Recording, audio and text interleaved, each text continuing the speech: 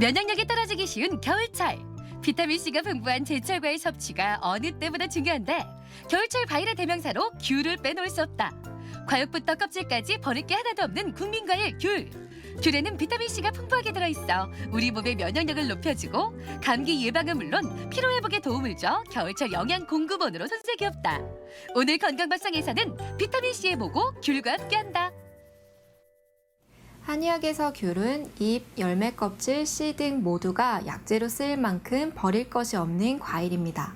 특히 한약재로는 귤 껍질을 많이 사용하는데 귤 껍질을 말려서 오래 둔 것을 진피라고 부릅니다.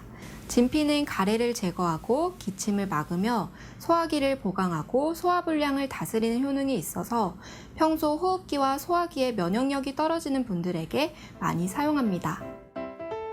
귤은 꼭지가 푸른빛을 띠는 것이 신선한 것이며 들었을 때 무게가 나가고 표면이 매끈한 것보다는 울퉁불퉁한 귤이 당도가 높다. 귤은 먹기가 좋아서 손이 많이 가는데요. 이 맛 좋은 귤이 비타민C가 많아서 감기 예방에도 좋습니다. 오늘 귤을 이용하여 귤 샐러드를 만들어 보겠습니다. 같이 만들어 보시죠.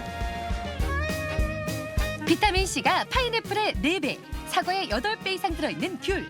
하루 귤 2개만 먹어도 비타민C 1일 권장량을 충족할 수 있다.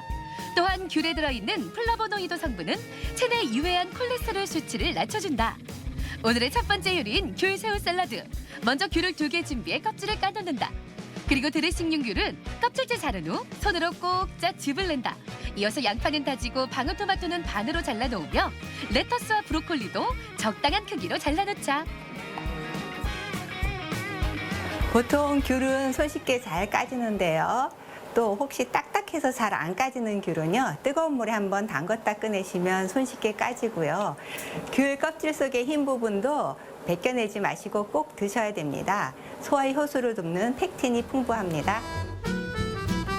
이번엔 브로콜리를 데치는데 끓는 물에 소금을 조금 넣고 브로콜리를 넣었다가 건져내면 한결 부드러운 식감의 브로콜리를 즐길 수 있다.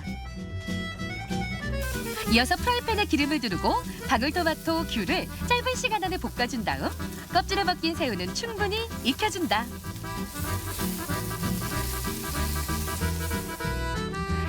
모든 과일은 익혀 드시면 더 당도도 좋아지고 맛도 좋아집니다. 라이코펜이 풍부한 토마토도 한번 살짝 익혀주시고요. 또 귤도 한번 이렇게 구워주시면 또 색다른 맛이 납니다. 미리 짜놓은 귤즙에 양파, 식초, 올리브유, 소금, 후추를 넣고 잘 저어가며 드레싱을 만든다. 이제 꽃에 보기 좋게 재료들을 끼워놓자. 구워놓은 귤과 토마토, 새우, 브로콜리 그리고 토마토 순으로 끼우면 알록달록 예쁜 색감의 꼬치가 만들어진다. 이어서 널따란 접시에 채 썬 레터스를 깔아놓고 그 위에 꼬치를 올리면 귤 새우 샐러드 완성! 오늘 귤 샐러드는 꼬치에 끼워서 드시는 건데요.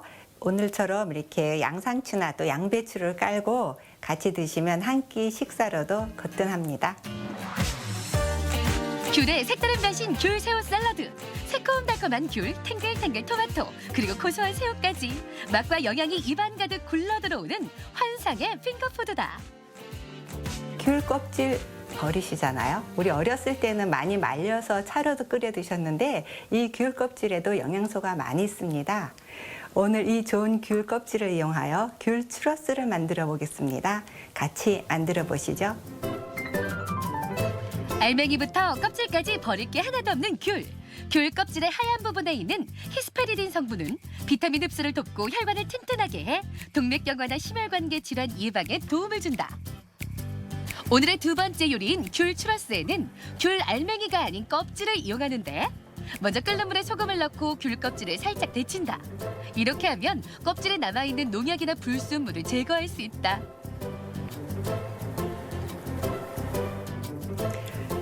귤 껍질을 끓는 물에 소금을 넣고 살짝 데쳐주세요. 그러면 껍질에 묻어있는 농약이나 불순물이 빠질 수 있고요. 또 겉껍질 속에 있는 이 흰색을 잘 벗겨낼 수 있습니다. 귤 껍질 안쪽의 흰 부분은 칼로 도려내고 노란 부분은 잘게 다져놓자. 이어서 냄비에 우유를 붓고 버터와 설탕, 소금을 넣은 후 끓여준다. 재료가 끓으면 불을 끈 다음 밀가루를 넣고 가루가 보이지 않을 때까지 잘 섞어준다. 그리고 달걀과 귤 껍질을 조금씩 넣어가며 반죽을 개어준다. 귤 추러스 반죽을 하실 때는요, 우유가 팔팔 끓었을 때 불을 꼭 끄시고 냄비를 불에서 내리신 후에 밀가루를 넣으셔야 됩니다. 잘 섞여진 반죽은 짤주머니에 넣은 다음 별깍지를 끼운다. 짤주머니가 없다면 다 쓴 마요네즈 통을 이용해도 된다. 프라이팬에 기름을 붓고 170도로 예열한 후 10cm 길이로 추러스를 짜서 기름에 튀겨준다. 기름 온도가 너무 높으면 탈 수 있기 때문에 중불에서 노릇하게 튀긴 후 건전에 한 김 식힌다. 계피가루와 설탕을 잘 섞어준 다음 그 위로 추러스를 굴려가며 골고루 묻혀준다. 오늘 귤 추러스는 계피와 설탕을 뿌렸는데요. 계피 설탕 말고 초코에 찍어 드시거나 아니면 딸기잼에 찍어 드셔도 맛있습니다. 스페인의 대표 간식인 추러스와 귤의 만남 귤 추러스. 달콤 바삭한 식감에 귤의 향긋함까지 스며들어 겨울철 홈메이드 간식으로도 그만이다. 귤은 식이섬유인 팩틴을 많이 함유하고 있어 변비가 있는 분들에게 좋습니다. 또한 귤은 혈관의 면역력이 떨어지는 분들에게도 도움이 되기 때문에 많이 추천하는데요. 다만 몸이 냉한 분들은 지나치게 많이 섭취하면 소화가 잘 안 될 수 있기 때문에 주의하셔야 됩니다. 긴 겨울 우리 몸의 활력을 돕는 1등 과일 귤. 새콤달콤한 맛에 반해 한 번 먹으면 멈출 수가 없는데 그냥 먹어도 맛있지만 차로 마시거나 샐러드는 물론 다양한 디저트로 즐길 수 있으며 귤을 구워 먹으면 신맛은 줄고 달콤한 맛은 더욱 증폭된다. 추운 겨울 팔방미인 귤 요리로 우리 가족의 몸과 마음에 봄을 불러드리자.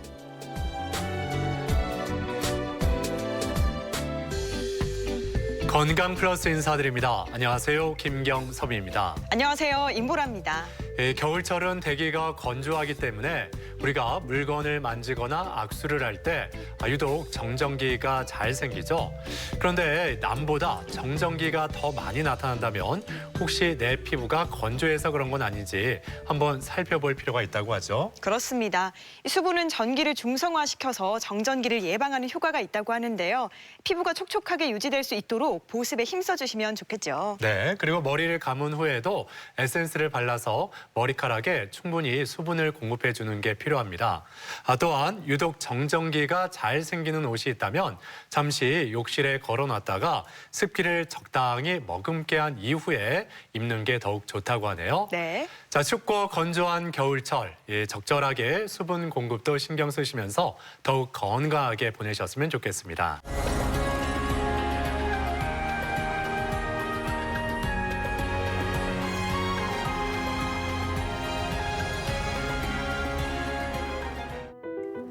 장기간 지속적이고 과도한 음주로 인해 신체적, 정신적 기능이 손상되는 만성질환 알코올 중독.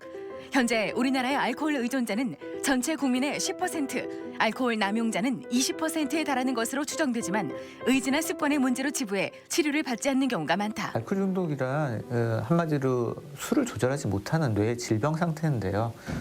술을 장기간 오래 먹으면서 보상회로라는 곳에서 뇌의 변화가 일어나면 갈망이 일어나고 어느 날부터 술을 참기가 힘들어지고 술을 줄이면 금단이 일어나서 술을 더 이상 줄일 수가 없고 계속 마시게 되는 악순환에 빠져 있는 질병 상태를 이야기합니다. 적당한 음주는 불안감을 지우고 기분 전환을 유도하지만 지나치면 건강을 악화시키고 자신을 위험에 빠뜨릴 수 있다. 알코올 중독을 치료하지 않고 말기 단계에 이르면 영구적인 뇌 손상을 비롯해 각종 합병증은 물론 사망으로 이어질 수 있는 만큼 반드시 조기 치료가 필요한데 오늘 TV 주치에서는 방치하면 치명적인 질환, 알코올 중독에 대해 자세히 알아본다.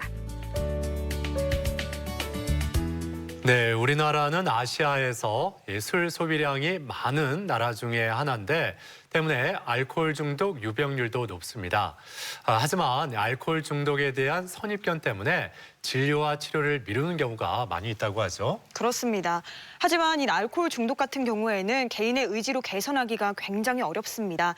반드시 치료가 필요한 질환인데요. 다른 질병들처럼 조기에 치료할수록 효과가 높다고 하네요. 그렇습니다. 그래서 이 알코올 중독 어떤 질환이고 알코올 중독의 위험성에 대해서 우리가 알고 있다면 더욱 도움이 되겠죠. 그래서 오늘 이 알코올 중독에 대해서 자세히 살펴보겠습니다. 오늘 도움 말씀을 위해서 건양대학교 병원 정신건강의학과 오홍석 교수 나오셨습니다. 안녕하세요. 네, 안녕하십니까. 네, 오늘 주제가 알코올 중독인데 먼저 이 술이 어떤 것인지 의학적으로 어떻게 규정하고 있는지 짚어봐야 더 이해가 쉬울 것 같은데요. 기본적으로 저희가 얘기하는 술이라는 물질은 알코올이라고 부르는, 특히 이제 알코올 중에 에틸알코올이라고 부르는 식용이 가능한 알코올이 1% 이상 함유된 음료를 총칭하는 부분이고요. 이 알코올이라는 그 물질은 저희가 잘 알고 있는 약물입니다. 그래서 이 약물이 갖고 있는 약리 효과가 있고요. 대표적으로 기분이 좋아지는 물질인 도파민이라는 물질을 뇌에서 분비를 시키고 좀 뇌의 기능을 억제하는 중추신경 억제 약물이기 때문에 이 알코올을 많이 섭취하게 되면 뇌의 기능이 떨어지게 되고요. 그래서 잠이 오거나 마취 효과가 일어나거나 또는 어떤 생각을 잘 제대로 못하게 되고 판단력이 떨어지거나 그래서 쉽게 흥분하고 사고를 치거나 이런 가능성이 높아질 수 있는 약물이고요. 그리고 이 알코올이 몸에서 대사되는 과정에서 발생하는 아세트알데하이드라는 물질이 있는데 이 물질은 우리 몸에서 뭐 다양한 이제 역할을 하는데 대부분 이제 독성으로 작용을 하게 되고요. 얼굴이 빨개진다든지 호흡이 가빠진다든지 맥박이 증가한다든지 술 먹었을 때 일어나는 현상들은 이 약물의 그 아세트알데하이드에 의한 부분이고 이게 우리 몸의 여러 장기에 질병을 일으킬 수 있는 독성 물질입니다. 그래서 한마디로 술이라고 하면 저희가 이 약물이 섞여 있는 음료라고 생각을 해야 되고요. 그래서 모든 술병에는 이 약물이 얼마가 섞여 있다라고 표시가 되게 돼 있고 그게 저희가 잘 알고 있는 술의 도수입니다. 네. 네. 보통 술 하면 뭐 안 좋은 이미지를 많이 떠올리긴 하지만 많은 분들이 즐기는 걸 보면 분명히 좋은 점도 있긴 할 것 같은데요. 이 술의 속성에 대해서 알려주실까요? 예, 그렇습니다. 이게 아까 말씀하신 술이 기본적으로 뇌에서 술을 먹을 때 섭취하게 되는 알코올은 좀 기분이 좋아지는 물질을 분비시키기 때문에 사람이 좀 행복감을 느낄 수가 있게 되고요. 그리고 뇌의 기능을 억제하는 게 예를 들어 불안하거나 긴장됐을 때는 오히려 긴장이 완화되고 좀 이완 효과가 있기 때문에 마음이 좀 편안해지는 효과들이 있을 수 있습니다. 그래서 대인관계 할 때나 이럴 때 좀 윤활유처럼 좀 마음이 편해지게 하는 이런 긍정적인 효과가 있어서 그래서 술을 많이 즐기게 되시는 건데 이제 그걸 더 많이 먹으면 더 좋지 않을까라는 생각하시는 분들에서 문제가 많이 일어나게 되고요. 이게 아까 말씀드린 뇌를 억제하는 물질이고 건강에 해로운 중간 대사 물질이 나오기 때문에 많이 복용하게 되면 여러 가지 이 알코올의 독성으로 인한 문제나 뇌의 마비로 인한 문제들이 발생할 수 있습니다. 네. 뭐 말씀하신 대로 적당한 음주는 기분 전환이 되고 또 스트레스 해소에도 도움이 되지만 지나친 음주는 우리 몸 여러 기관에 악영향을 끼친다는 거 뭐 다들 알고 있는 사실인데 네. 구체적으로 좀 더 짚어보죠. 네, 이제 우리 건강과 관련된 부분을 이해하시려면 이제 이 알코올이 몸에 들어와서 어떻게 대사되는지를 좀 알면 좋은데요. 기본적으로 우리가 술을 마시면은 이게 음식이기 때문에 목구멍부터 해서 이제 소화 장기를 통해서 이동하게 되고요. 그 소화 장기에는 이 알코올이 높은, 흔히 얘기하는 도수가 높은 술일수록 소화 장기에 이제 좋지 않은 영향을 주게 되고요. 그러면 흡수한 알코올은 우리 피를 통해서 전신을 돌다가 이 피 안에 있는 알코올 성분은 우리 간에서 해독이라는 과정을 통해서 이제 몸에 해롭지 않은 물질로 변환돼서 빠져나가게 되는데 그 과정에 이제 간에 손상을 줄 수도 있고요. 또 우리 몸의 전신에 피를 통해 돌기 때문에 피가 전달되는 모든 장기에는 이 알코올이 함유되어 있는 피가 장기에 손상을 줄 수 있어서 여러 장기의 건강에 문제를 유발할 수 있습니다. 네. 자, 그렇다면 술이 구체적으로 어떤 문제점을 야기하는지 살펴보도록 하겠습니다. 자, 먼저 언급을 해주셨듯이 소화기 기관에 영향을 주죠. 네, 대표적인 게 이제 보통 우리가 잘 아시는 위염이나 뭐 식도염, 이제 소화불량 이런 부분일 텐데요. 술은 이제 우리 위장의 상피의 점막 세포에 손상을 주는데요. 우리 독성이 있는 알코올, 좀 도수가 높은 알코올이 닿으면 이 점막에 손상을 받게 됩니다. 그래서 이 손상이 반복적으로 되면 염증으로 넘어가게 되고 그게 심해지면 어떤 궤양이나 출혈 또는 위암으로 진행될 수도 있고요. 위산이 역류되는 경우들이 많습니다. 그래서 위는 그래도 이렇게 코팅이 돼 있어서 위산이 나와도 직접 닿지 않도록 돼 있지만 우리 식도나 이런 장기는 이제 그런 코팅이 돼 있지 않기 때문에 이 위산이 역류가 되면 역류성 식도염이라는 게 발생하게 되고요. 혈관을 확장시키기 때문에 치질이 있거나 이런 분들은 그런 부분들이 더 증상이 악화가 되거나 소장염, 대장염, 대장암 여러 가지 이런 질병들이 유발될 수 있습니다. 네. 네. 지나친 음주, 어떤 기관과 가장 관련이 있을까 이렇게 질문하면 많은 분들이 간을 떠올리지 않을까 싶거든요. 간 손상에 영향을 끼칠 수밖에 없는 거 아니겠습니까? 일반적으로 하루에 한 40에서 80g, 그러니까 보통 이 정도면 저희가 얘기하는 소주를 따지면 한 3분의 2병에서 한 병 조금 넘게 한 병 반 정도, 이 정도 분량의 술을 거의 매일같이 한 10년 정도 마시면 거의 대부분에서 알코올성 간 질환이 발생하게 되고요. 초기에는 일단 지방간부터 해서 간에 이제 지방이 끼는 부분부터 발생하고 그게 진행이 되면 이제 알코올성 간염으로 넘어가게 되고요. 다행히 이 지방간 과정까지는 사실은 술을 끊으면 100% 거의 다시 원상복귀가 되지만 이 알코올성 간염부터는 여러 가지 후유증이 남을 수 있을 수가 있고요.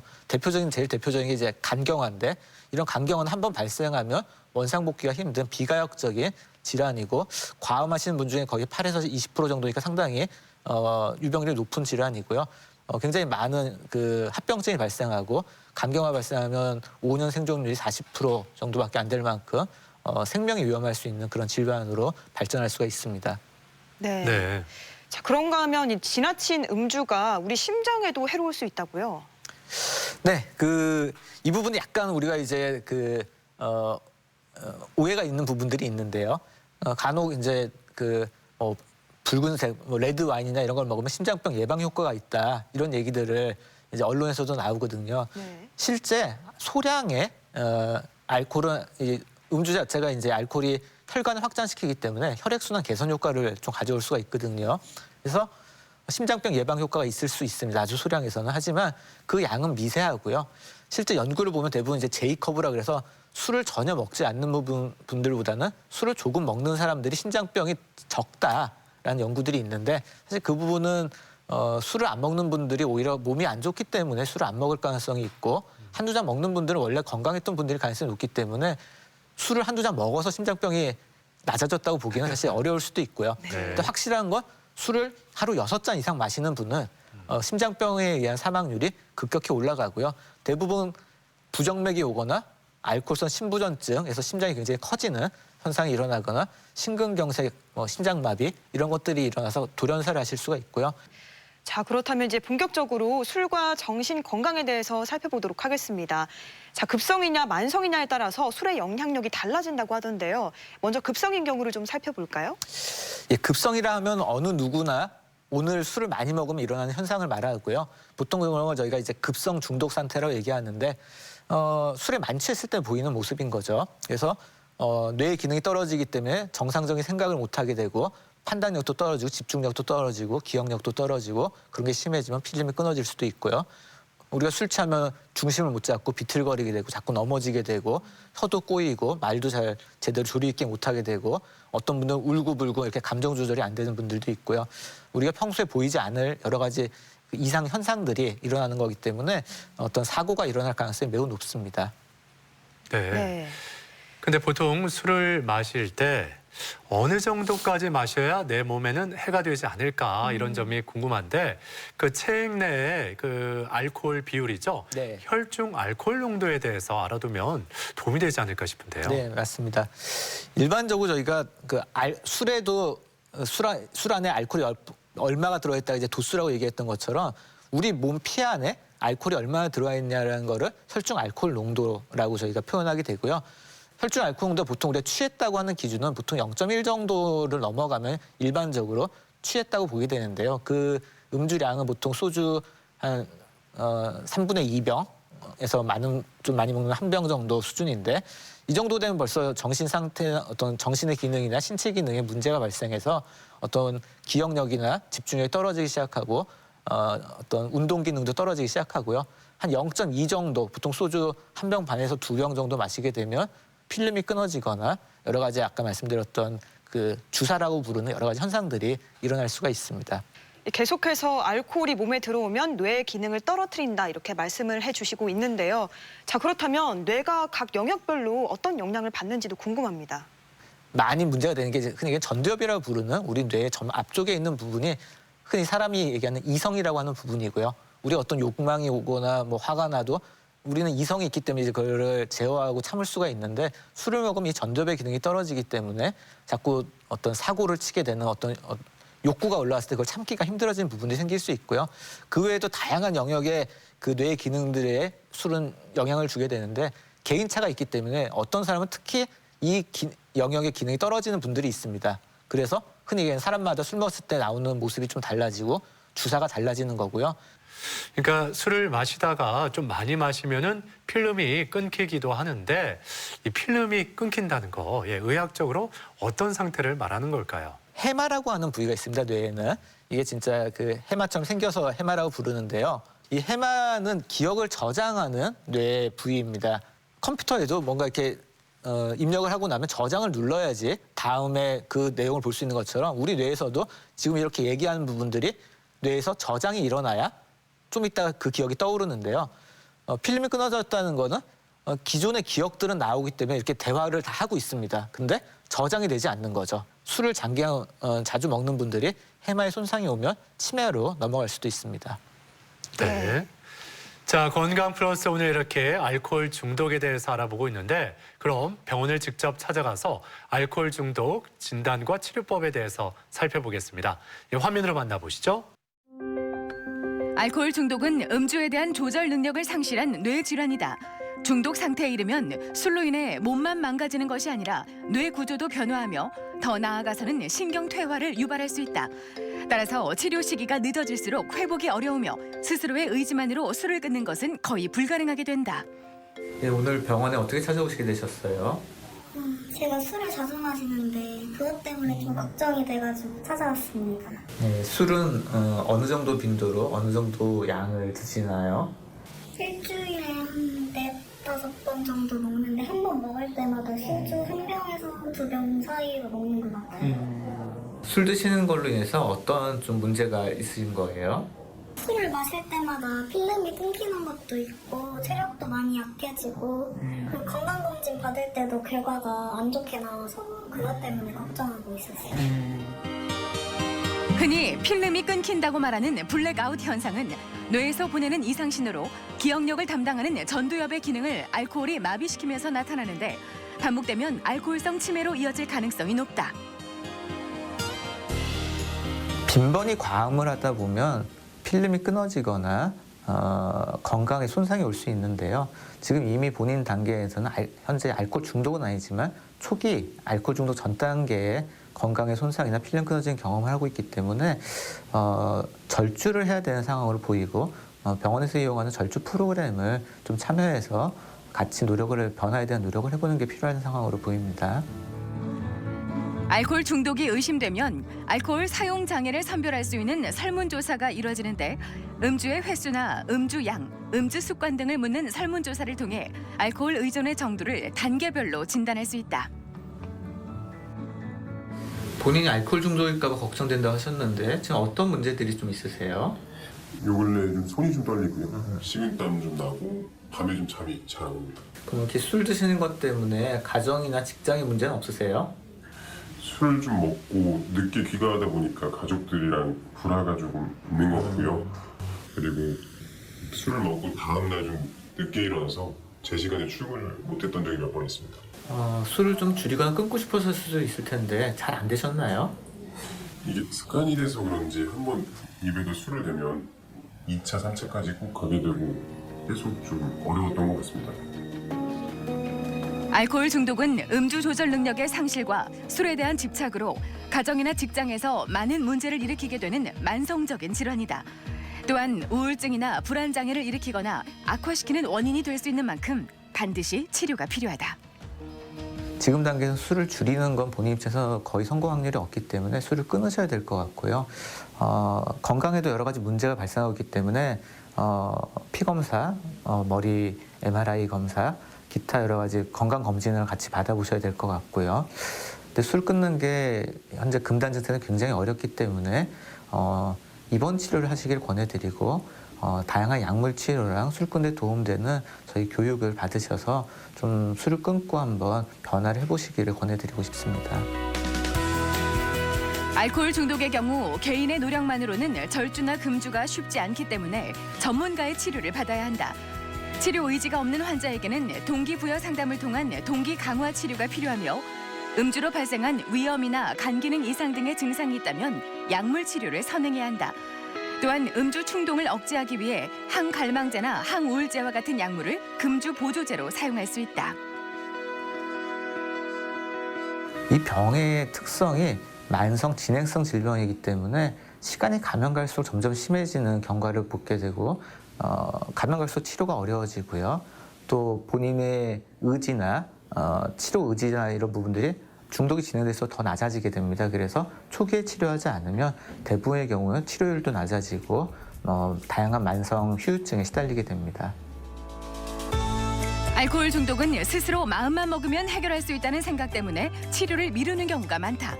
하지만 알코올 중독 역시 다른 질환과 마찬가지로 조기에 치료를 받으면 완치가 되지만 말기로 진행될수록 치료가 어려워지고 심각한 후유증을 낳게 된다. 알코올 중독 치료의 제1원칙. 스스로가 알코올 중독임을 인정하고 치료를 받아들이는 것임을 잊지 말자. 네, 병원을 직접 찾아가서 환자들을 만나보고 알코올 중독에 대해서 살펴봤습니다. 네, 계속해서 알코올이 만성적으로 정신에 미치는 영향을 살펴보도록 하겠습니다.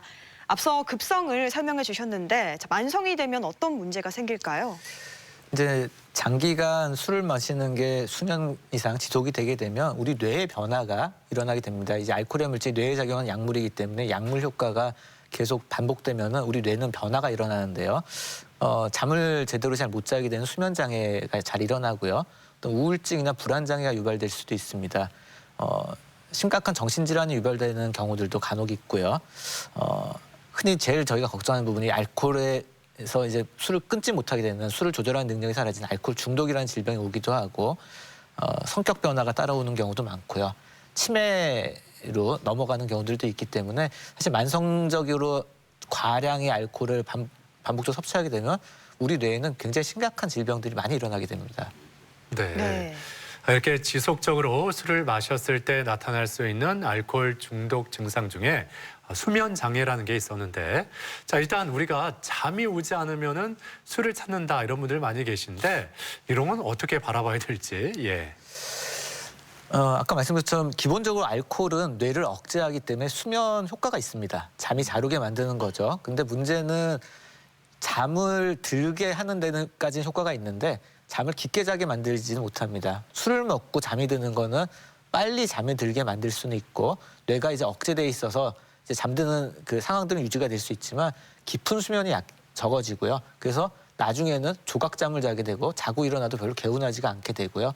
술로 잠을 자는 걸 계속 하다 보면 어느 순간부터 술을 먹지 않으면 잠을 못 자는 불면증이 유발이 되는 거죠. 그래서 계속 반복적으로 술을 먹어야 되는 상황이 오기 때문에 술로 잠을 자겠다고 하시는 분들은 사실 굉장히 뇌에 좋지 않은 영향을 주기 때문에 가능하면 잠이 안 오는 근본적인 원인을 해결하셔야지 술로 잠을 주무시려고 하는 건 좋지 않을 것 같습니다. 네. 자, 그리고 우리가 흔히 스트레스를 받을 때 술을 찾게 되는 경우가 많은데요. 자, 그런데 만성이 되면 오히려 술로 인해 스트레스가 쌓일 수도 있다고요? 네, 그렇습니다. 기본적으로 뇌에서 알코올이 도파민이라는 물질을 분비시켜서 기분이 좀 좋아지게 만들고 약간 긴장을 완화시키기 때문에 불안감도 줄어들고 그래서 스트레스가 일시적으로 줄어드는 영향이 있는데 사실은 알코올은 우리 몸에서 스트레스 호르몬 분비를 촉진시키는 물질입니다. 그래서 대부분 다음 날 술이 깰 때 되면 사람이 스트레스 호르몬이 많이 나오기 때문에 좀 예민해지고 까칠해지고 그런 경우가 대부분이고요. 그 반복적으로 장기화되다 보면 뇌에서 스트레스 호르몬이 굉장히 많이 분비되는 사람으로 바뀌어 있는 거죠. 그래서 스트레스를 계속 별거 아닌 일에 스트레스를 받고 그러니까 그걸 풀기 위해서 또 오늘 술 마시고 다음 날 되면 또 스트레스를 받아서 계속 술을 먹고 해서 알코올 중독자분들이 보이는 아까 말씀드린 여러 가지 성격 변화나 이런 것들이 굉장히 스트레스에 취약한 사람으로 점점 변해가게 됩니다. 앞서 필름이 끊기는 현상에 대해서 설명해 주시면서 너무 우리 뇌의 해마가 손상을 당하면 결국 치매로까지 이어질 수 있다 이렇게 말씀을 해주셨는데 이 알코올성 치매에 대해서 좀 더 설명을 해주신다면요. 그러니까 이 알코올성 치매는 알츠하이머 치매는 아까 해마의 손상이 대표적인 그 치매지만 알코올성 치매는 전반적인 뇌의 손상이 다 오는 겁니다. 그래서 뇌 자체가 사진을 찍어보면 뇌가 좀 쪼그라들어 있고 뇌에 파괴가 많이 일어나 있는 거죠. 뇌세포들의 파괴가 많고 그래서 특수한 어떤 뇌 신경다발 찍는 검사 같은 걸 해보면은 뇌세포들이 굉장히 많이 파괴되어 있는 걸 알 수 있고요. 대부분 이렇게 한번 파괴된 뇌세포는 되돌릴 수가 없기 때문에 이 한번 치매로 발전하게 되면 회복은 어렵고 더 진행을 막는 수밖에 없고요. 상습적으로 포금을 하는 성인들을 저희가 통계적으로 따져보면 돌아가시기 전까지 한 20% 정도의 분들이 치매가 발생하기 때문에 술을 먹지 않는 분들에 비해서 굉장히 치매 유병률이 높고요. 네. 자, 그렇다면 의학적으로 말해서 알코올은 어떤 상태를 뜻하나요? 이제 기본적으로 저희가 술에 중독됐다라는 표현을 쓰려면은 뇌가 변해야 됩니다. 뇌가 이제 정상인의 뇌가 아니라 질병 상태의 뇌로 변해야 되는데요. 술이 우리 뇌를 변화시켜서 음주를 조절하지 못하는 조절 능력을 상실을 유발시키고 술 먹는 양을 자꾸 늘어나게 만들고 안 먹으면 막 금단이 발생하고 이런 식으로 뇌의 변화가 일어나야 되는데요. 그걸 보통 의학적으로 이렇게 정의를 합니다. 음주에 대해서 과도하게 집착하고 조절 능력이 상실되고 살면서 술 때문에 계속 부정적인 안 좋은 일들이 발생하고 있음에도 계속 반복적으로 오히려 술을 더 많이 마시고 그런 거에 대해서 계속 합리화하고 나는 문제가 없다는 어떤 사고상의 왜곡이 따라오고 있는 이런 거를 특징으로 하는 만성적인 뇌 질병이다라는 표현을 쓰게 되고요. 그렇다면 그 말씀하신 알코올 중독에 걸리면은 주로 어떤 증상들이 나타나게 될까요? 방금 몇 가지 증상들을 말씀드렸는데요. 술을 먹고 싶어지는 욕구가 강해지는데 그게 일반인이 그냥 술 먹고 싶다 하는 수준이 아니라요. 참을 수 없을 정도로 술을 먹고 싶어집니다. 마치 마약 중독자가 마약 생각이 나면 못 견디는 것처럼 그런 걸 저희가 이제 갈망이라 부르고요. 뇌의 보상회로의 변화가 일어나면서 술에 대한 욕구가 너무나 강해지기 때문에 심지어는 이제 의사가 더 이상 술을 먹으면 죽는다는 얘기를 들어도 병원에 입원한 상태에서도 몰래 도망가서 또 술을 먹으면 주위 사람들은 저 사람 미쳤나 봐, 제정신이 아니야 이렇게 하지만 사실은 뇌에서 엄청나게 술이 땡기고 있는 갈망이 발생하고 있기 때문에 그분들은 어쩔 수 없이 그 술을 계속 찾게 되는 거죠. 그러면서 그 술을 먹는 거에 대해서 내가 합리화를 하는 어떤 사고상의 변화들이 일어나고 행동의 변화가 일어나고 술 먹는 양도 계속 늘어나서 내성이 발생하고 어느 날 안 마시면은 손이 떨리거나 잠을 못 자거나 불안해지거나 심장이 막 뛰고 식은땀이 나고 심지어는 어떤 간질이 일어나거나 정신병적인 환각을 경험하거나 이런 금단 증상들이 발생하게 되고요. 평상시에도 술을 계속 이렇게 찾으면서 뇌의 변화가 일어나면 충동 조절이 어렵고 성격의 변화가 일어나서 대인관계나 사회생활의 지장이 반복적으로 일어나고 있을 가능성이 매우 높습니다. 네. 자, 이런 알코올 중독이 의심되면 진단은 어떻게 이루어질까요? 어떤 내가 중요한 역할들을 술을 먹으면서 계속 실패하고 못하고 있다든지 해로운 결과가 발생하고 있는데 건강이 상하거나 음주운전에 계속 반복적으로 단속이 되거나 직장에 문제가 생기거나 이혼 위기가 처지거나 여러 가지 해로운 상황이 있는데도 계속 술을 마신다든지 대인관계에 문제가 반복적으로 술로 인해 발생하고 있다든지 술 먹는 양이 계속 늘거나 금단이 일어나거나 통제가 안 되거나 여러 가지 이런 부분들에서 한 11가지 정도에서 2개 이상이 해당되면 경증 알코올 사용자, 알코올 중독이라고 저희가 표현을 하고요. 6개 이상이 해당되면 중증의 알코올 중독 상태라고 저희가 진단을 하게 됩니다. 네. 이렇게 알코올 중독 진단이 된다면 치료를 시작해야 될 텐데 일단 그 알코올 중독이라는 단어가 들어갔잖아요. 그러다 보면 보통 중독은 치료가 잘 되지 않는다 이런 생각을 먼저 갖게 되는데 어떻게 봐야 될까요? 사실 중독이 치료가 잘 안 되는 가장 첫 번째 이유는 아까 처음에 저희가 이제 알코올의 두 얼굴 얘기했듯이 술이 좋아서입니다. 내가 술이 먹는 게 싫으면 사실 본인이 대부분 우리가 병에 걸리면 본인이 병원에 치료해달라고 찾아오시는데요. 알코올 중독자분들은 내가 술이 좋기 때문에 절대 본인 스스로 찾아오지를 않고 억지로 병원에 오게 되는 거고요. 본인이 술 끊을 마음이 없는 분을 설득을 해서 이제 술을 끊게 하는 과정이 치료에서 많이 일어나기 때문에 치료가 잘 되지가 않죠.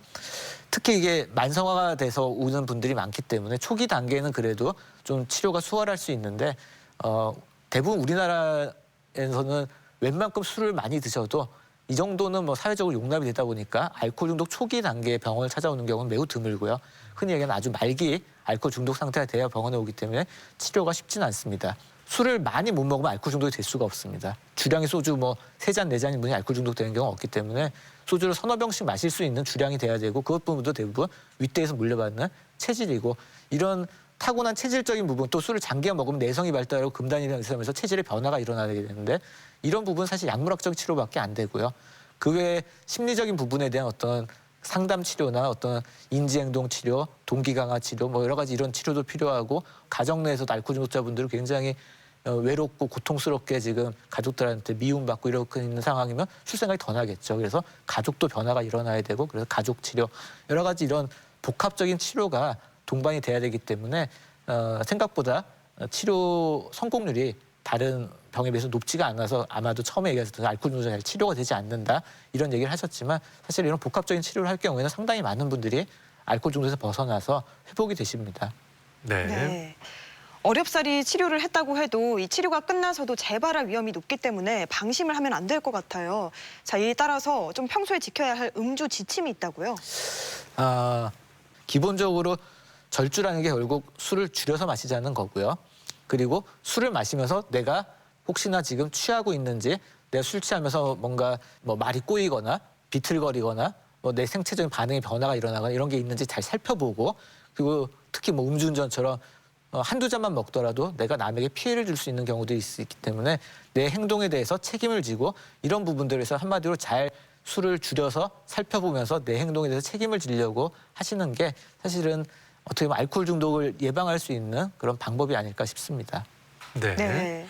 아무튼 뭐 알코올 중독까지는 아니더라도 자신의 음주 습관에 대해서 되돌아보는 시간을 가져보면 좋겠다 이런 생각도 드는데 자 이럴 때 좀 도움이 될 만한 자료가 있다면 뭐가 있을까요? 예, 뭐 가장 흔히 저희가 많이 쓰는 게 이제 알코올 사용장애 선별 검사를 해서 오디트라고 하는 선별 장애 검사를 많이 하고요. 인터넷에도 찾아보시면 굉장히 많이 올라와 있고요. 10가지 항목에 질문을 던지게 됩니다. 뭐 술을 얼마나 자주 마시는지, 평소에 술 마시는 때 한 번에 몇 잔 정도 마시는지, 일주일에 뭐 좀 많이 마시는 날 얼마나 있는지, 뭐 여러 가지 이런 것들 물어봐서요. 총 10개 항목을 물어보게 되고요. 0점부터 4점까지 평가를 하게 되면 기본적으로 10항목이 4점이니까 만점은 이제 40점이 되게 되고요.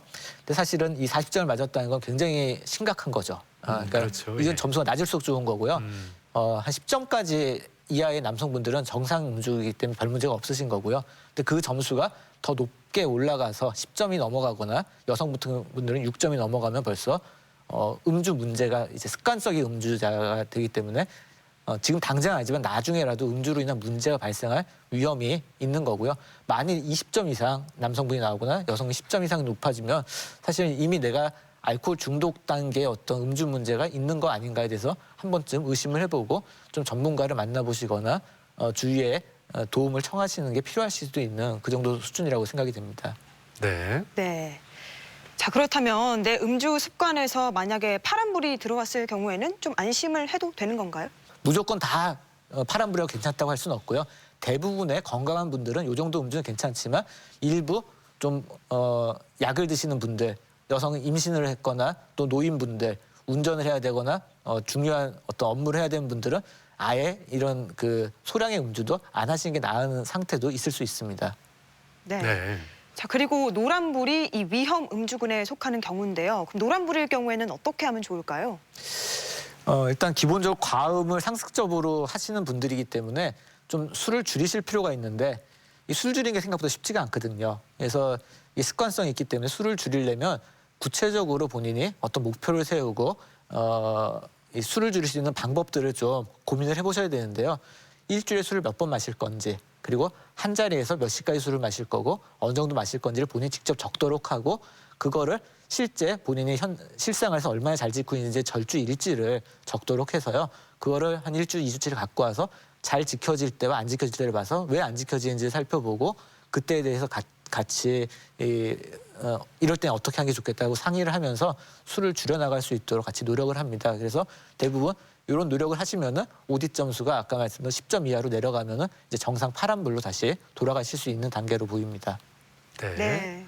자, 이렇게 파란불로 돌아가면 좋을 텐데 이게 또 빨간불로 갈 수도 있는 거 아니겠습니까? 빨간불일 경우에는 정말 강력하게 어떤 제지가 좀 들어가야 되지 않을까 이런 생각이 먼저 드는데 네. 어떻게 행동에 옮기는 게 좋을까요?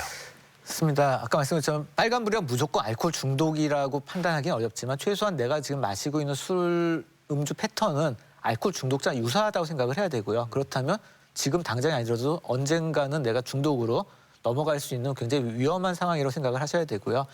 기본적으로 이 정도로 술을 마시는 분들은 술을 줄이려고 했을 때 대부분 실패할 가능성이 높습니다. 이미 습관화가 돼 있기 때문에. 그래서 오히려 술을 끊는 게 현실적인 목표일 가능성이 더 높습니다. 그래서 대부분 저희가 단주를 위한 좀 치료를 하게 되고요. 자, 대전 MBC 건강플러스 오늘은 알코올 중독에 대한 이야기 나누고 있는데요. 이번에는 알코올 중독에 대한 오해와 진실을 OX로 풀어보겠습니다. 네. 자, 먼저 술을 많이 마시면 주량이 늘어난다. O일까요? X일까요? 세모라고 말씀을 드려야 될 것 같은데요. 사실 주량이라는 건 타고난 겁니다. 그래서 술을 마신다고 해서 주량이 늘지는 않고요. 근데 단지 술 자주 마시면 이제 알코올 분해 효소가 몸 안에 미리 대기를 하고 있는 거죠. 자꾸 이 술을 마시니까. 그래서 일시적으로 조금 술이 늘 수는 있는데요. 대부분 경우에는 한 2주 정도 술을 안 마시고 다시 마셔보면 원래 상태로 돌아갑니다. 그래서 간혹 예전에는 나는 뭐 소주 한 2-3잔밖에 못 먹었는데 요새는 한 병까지 마셔 이런 분들이 있어서 이제 술이 느는 것처럼 보이지만 그분도 2주 정도 술을 끊고 나서 다시 먹으면 또 2-3잔 먹으면 빨개지게 돼서 원래 타고난 이 주량이 정해져 있기 때문에 그 이상 늘어날 수가 없는데 알코올 중독이 되면 아까 말씀드린 내성이라고 하는 뇌의 변화가 일어나면서 음주량이 막 늘어나게 됩니다. 그래서 소주를 4병, 5병, 뭐 6병, 10병 막 이렇게 먹을 수 있게 되는데 그건 이제 이미 병적인 현상이기 때문에 그런 알코올 중독 병에 도달하는 부분이 아니라면 주량은 원래 타고난 부분이다라고 생각하시는 게 맞을 것 같습니다. 자, 그리고 술을 마시면 얼굴이 유독 많이 붉어진다는 분들 계신데 이렇게 술을 마셨을 때 얼굴이 붉어지면 건강한 사람이다. O일까요? X일까요? 이것도 세모라고 말씀드려야 될 것 같은데요. 예. 건강과는 상관이 없습니다. 사실은. 왜냐하면 알코올 분해 요소가 부족한 사람인 거죠. 근데 그게 알코올 요소가 부족하다고 해서 건강하지 않은 사람은 절대 아닙니다. 하지만 알코올 분해 요소가 적은 부족한 사람이 술을 많이 마시게 되면 건강이 더 많이 상하는 건 확실합니다. 그래서 한두 잔만 먹어도 얼굴이 붉어지는 분은 억지로 술을 많이 먹게 되면 몸이 더 상할 가능성이 훨씬 높기 때문에 음주를 좀 조심하셔야 됩니다. 자, 이렇게 알코올 중독에 대한 오해와 진실을 OX로 풀어봤습니다. 이번에는 시청자 여러분의 궁금증도 하나씩 풀어보겠습니다. 제 친구가 밤에 술을 마시지 않으면 잠을 못 자는데 이것도 알코올 중독인지 궁금합니다. 네, 술을 마시지 않으면 잠을 이루지 못한다는 분들 어떻게 알코올 중독으로 봐야 될까요? 이제 선후 관계를 봐야 될 것 같은데요. 수면 장애 없었던 분이 술을 계속 장기간 먹다가 어느 날부터 술을 안 먹으면 잠이 안 오기 시작했다면 이미 금단 증상, 뇌의 변화가 일어나고 있다고 보셔야 될 거고 알코올 중독을 의심해 보셔야 될 것 같습니다. 여성이 남성보다 알코올 중독 치료가 더 잘 된다고 들었는데 이것이 사실인지 궁금합니다. 여성이 남성보다 치료 가능성이 더 높은지 물어보셨는데 실제로는 어떻습니까? 사회 환경적으로 여성분들은 음주 문제를 더 숨길 가능성이 높고요. 여러 가지 사회적 편견 때문에 치료 현장을 잘 찾아오지를 않습니다. 그리고 여성의 생물학적인 특성이 알코올 중독이 남자보다 더 빨리 진행이 되고 건강의 손상도 더 빠르거든요. 그런 면에서 보면 물론 남성, 여성이냐에 따라서 이제 치료율의 차이가 보기는 어렵겠지만 여성분들이 치료를 좀 더 늦게 병원을 찾아올까 더 심각한 상태가 돼야 병원을 찾아올 가능성이 높고 또 여성분들이 문제가 생기면 가족분들이 더 쉽게 환자분을 포기하는 경향들이 있습니다. 이혼하게 되고 사회제에서 많이 해서 오히려 저는 치료적인 면에서 여성분들이 더 어려울 가능성이 높다고 생각이 들고 그래서 조기에 일찍 병원에 찾아오시는 게 좋을 것 같습니다. 자, 끝으로 알코올 중독에 대해서 꼭 기억해야 할 점, 핵심을 요약해 주시면 좋을 것 같은데요. 알코올 중독은 네모다라고 한다면 이 네모를 어떻게 채워주시겠어요? 알코올 중독은 예방이 중요한 뇌 질환이다라고 저는 말씀드리고 싶고요. 뇌 질병이기 때문에 사실은 본인의 의지로 그냥 내가 참아서 술을 안 마시겠다 이렇게 하는 경우에는 대부분 실패하게 되고 병원에 찾아와서 치료를 받으시면은 회복이 가능한 질병이기 때문에 조금 열심히 예방책을 찾으시고 치료를 참여하시는 분들은 충분히 회복할 수 있다고 말씀드리고 싶습니다. 자, 오늘 이렇게 알코올 중독에 대해서 자세히 알아봤습니다. 지금까지 도움 말씀에 정신건강의학과 오홍석 교수였습니다. 오늘 말씀 고맙습니다. 고맙습니다. 네, 감사합니다.